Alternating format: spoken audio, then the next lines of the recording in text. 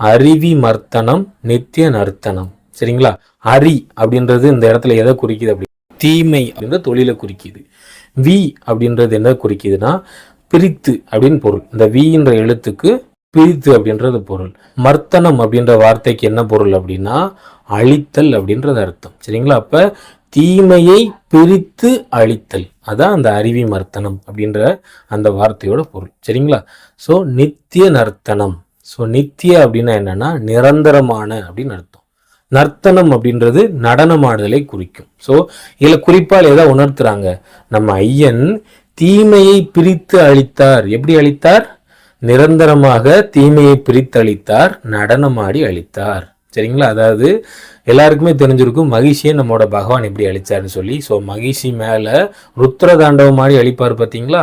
So மகிஷிக்குள்ளே இருக்கிற தீமையை பிரித்து அழித்து அவங்களுக்கு முக்தி கொடுத்தது தான் இந்த வரி குறிப்பிடுது.